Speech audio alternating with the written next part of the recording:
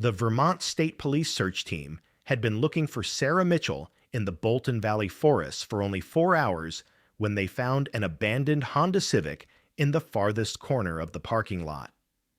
The date was May 9th, 1998, and 34-year-old detective Michael Warren's heart sank when he saw the open school bag sitting on the front seat of the car. Sarah's math book, half-finished homework papers, and pink diary were there. But the camera was missing. The 3-week search operation conducted in the forest was unsuccessful. Sarah Mitchell had vanished as if the earth had swallowed her whole.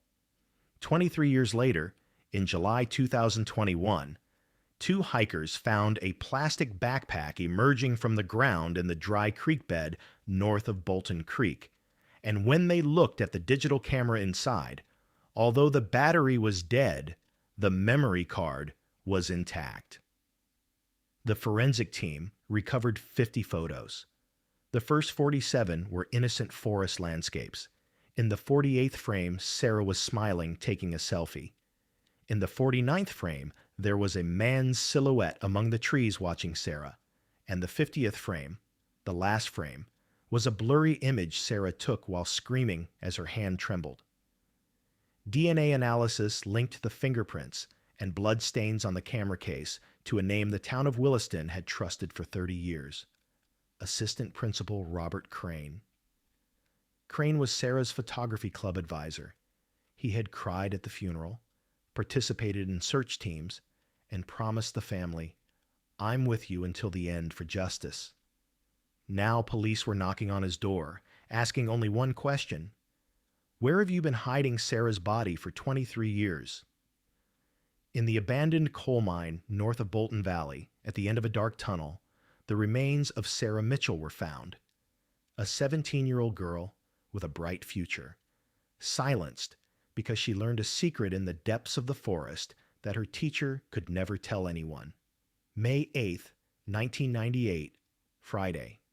When the final bell rang at Williston High School, 17-year-old Sarah Mitchell was walking through the school corridor, laughing with her photography club friends. Her blonde hair was tied in a ponytail. She wore a denim jacket, and her Canon digital camera hung from her neck. Sarah was a passionate student about photography.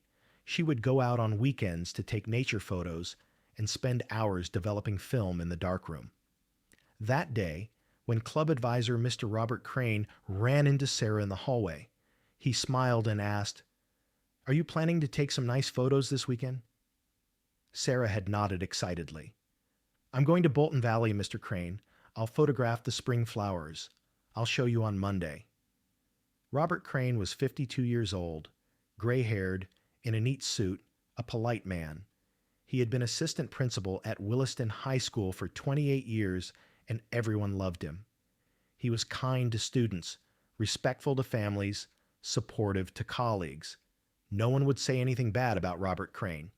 Sarah left school that evening at 4:15 p.m. In the last image captured on the security camera, she was seen walking to the parking lot with her camera bag in hand. Bolton Valley was about 20 minutes from Williston, a popular nature hiking and photography spot. Sarah had promised her mother, Linda Mitchell, "I'll be back for dinner, just a few hours."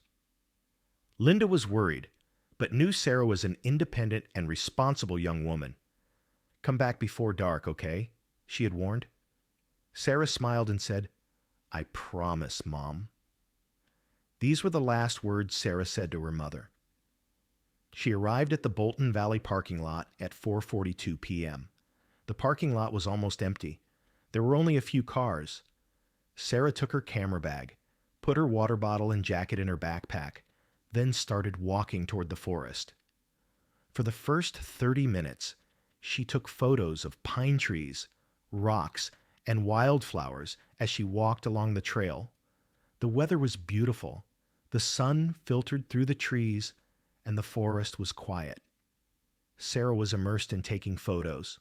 Around 5:30 p.m., she decided to deviate slightly from the trail, wanting to find more unusual compositions.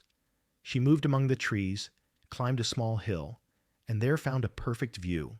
Wild hyacinths spread like a purple carpet. She immediately raised her camera and started taking photos. At that moment, a strange feeling came over her.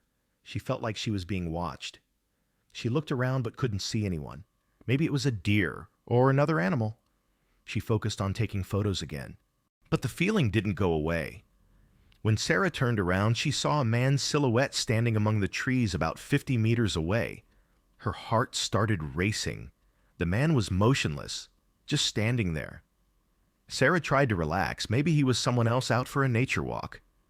But the man started moving forward, coming toward Sarah. Fear crept into Sarah. She decided to turn back, started walking quickly toward the trail. When she looked back, the man was still there, closer. Sarah started running. Her camera swung from her neck. She was out of breath. She was trying to find the trail, but had lost her way in the forest. She was panicking. She stopped for a moment, looked around. The man was very close now. Sarah raised her camera and took a photo as evidence to see who he was. But at that moment, the man ran toward her. Sarah screamed and took one more photo. Then the camera fell from her hand. The man reached her. Robert Crane hadn't gone to Bolton Valley by chance that evening. He was following Sarah. For years, Crane had a dark secret. He was part of a gang that conducted illegal drug trafficking in Vermont's northern forests. His respectable school principal identity was a perfect cover. No one would suspect. The old coal mine in Bolton Valley was a secret warehouse where drug packages were hidden. That evening, Crane had gone to make a delivery to the mine. He didn't know Sarah would be there. It was a terrible coincidence. While Sarah was taking photos in the forest, she had strayed in the wrong direction and seen Crane's operation at the mine entrance. At first, Sarah had just seen a man from a distance, but when she zoomed in, she realized it was Mr. Crane. She was shocked. What was Mr. Crane doing here? And why did he have large sports bags in his hands? Sarah lowered her camera and decided to turn back, but Crane had seen her. Crane panicked. If Sarah showed these photos, everything would be over. His career, his freedom, his life. He had to silence Sarah. When Crane caught up with Sarah, the young girl was screaming, "Mr. Crane, is that you? What are you doing here?" Crane was out of breath. His eyes were wild. "Sarah, calm down. I can explain." But the fear on Sarah's face told Crane everything. The girl had understood. You're doing something illegal here, aren't you?" Sarah pulled out her phone. "I need to call the police." Crane lunged forward and grabbed the phone from Sarah's hand. "You can't do that, Sarah. You have to understand, this isn't what you think." Sarah backed away, crying, "Let me go. I just want to go home." Crane gripped Sarah's arm tightly. "I'm sorry, Sarah, but I can't let you leave. You've seen too much." Sarah struggled, tried to escape, but Crane was stronger. During the struggle, Sarah stumbled and hit her head on a rock. She collapsed to the ground. Crane looked at her in horror. Sarah was motionless, bleeding. Crane checked her pulse in panic. It was very weak. The girl was dying. Thousands of thoughts raced through Crane's mind. He could call an ambulance, ask for help, but then everything would be exposed. Or no one knew Sarah was here.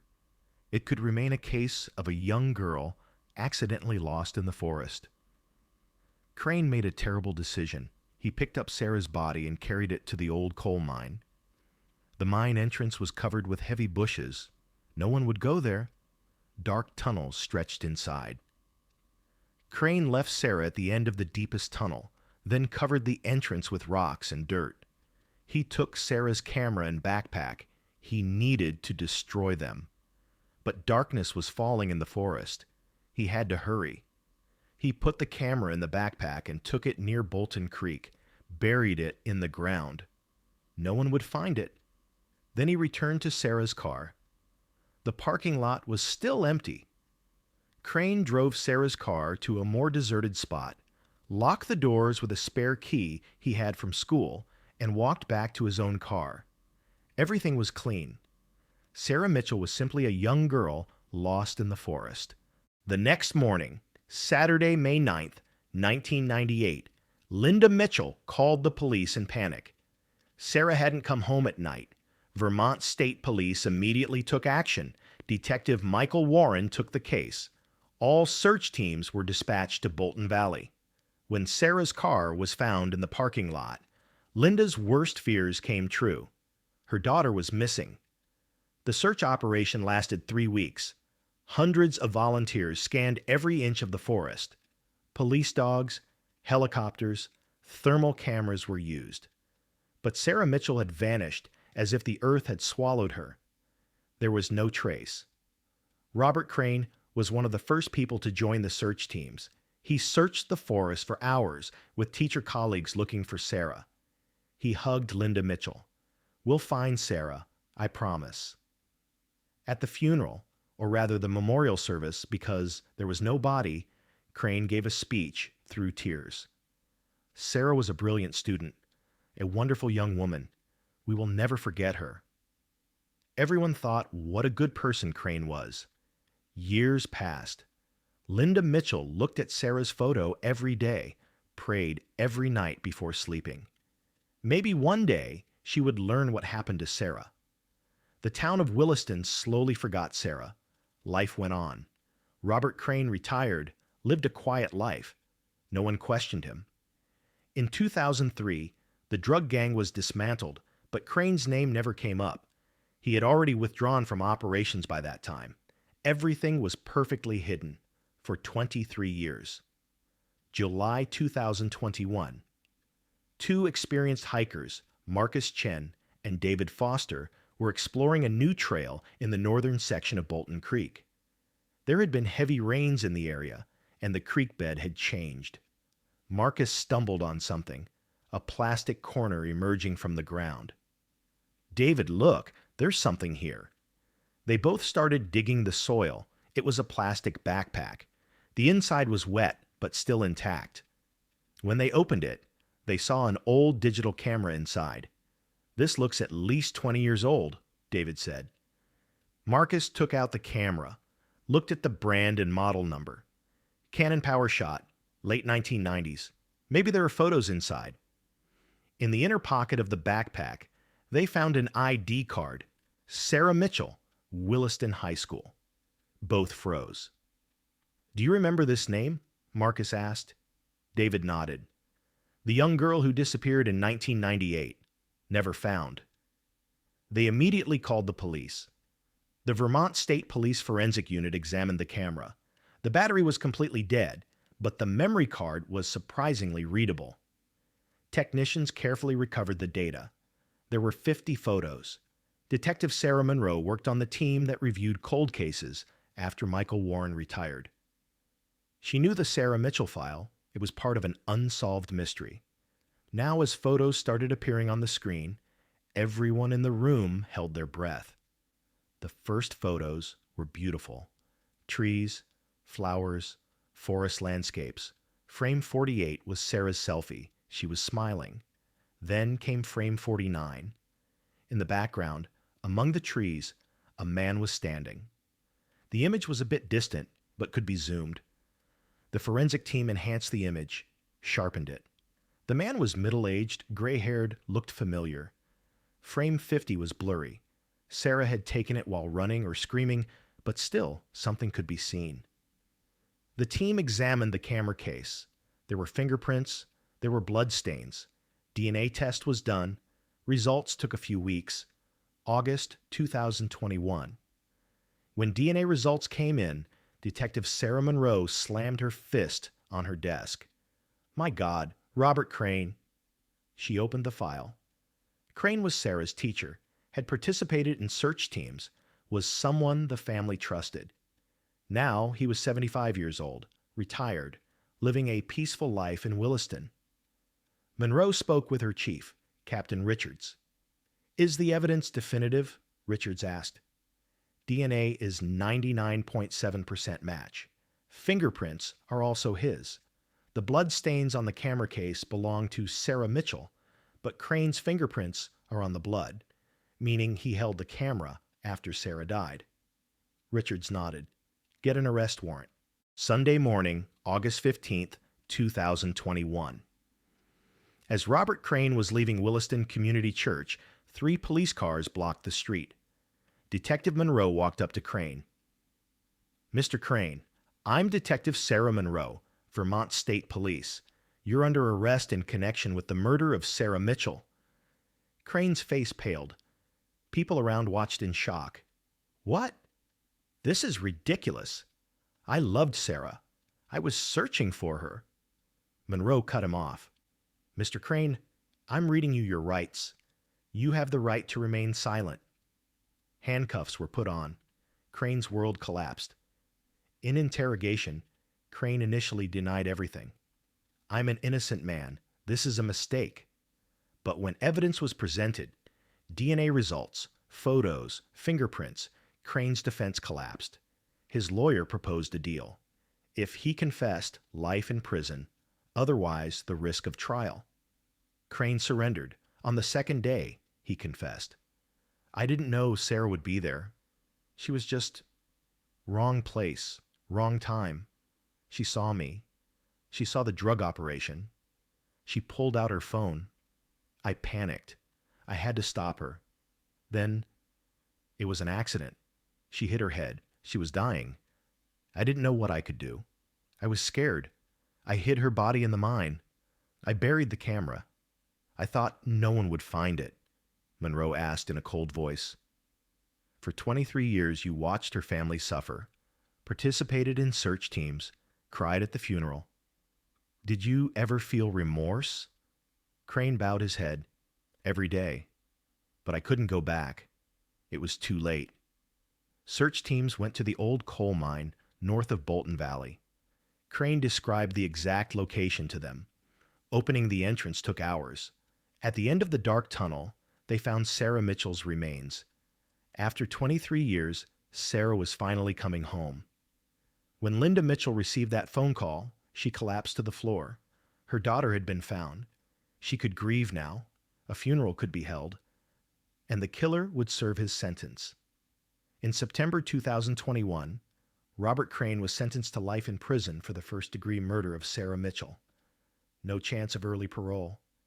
The 75-year-old man would spend his remaining days in Vermont State Prison. Sarah Mitchell's story shook the town of Williston. The man everyone trusted was a killer. For 23 years he had lived among them. No one had suspected. After the body was buried, Linda Mitchell held a press conference. Thank you for finding Sarah. I waited 23 years. Now I can sleep in peace. And my daughter has found peace too. On Sarah's tombstone, it read, Sarah Mitchell, 1981 to 1998. Beloved daughter, bright future, never forgotten. In the Bolton Valley forests, the wild hyacinth field where Sarah took her photos still blooms every spring. The townspeople erected a small memorial there in Sarah's memory. And every year, on May 8th, the day Sarah disappeared, the Williston High School Photography Club goes there, takes nature photos just like Sarah loved, and keeps her memory alive. This story reminds us of things that should not be forgotten. Justice may be delayed, but never lost. Every missing person is a family, a community, a life. And sometimes, even 23 years later, the truth comes out. If this story moved you, subscribe and turn on notifications. Stay informed about future videos. Which unsolved case do you think deserves more attention? Let us know in the comments.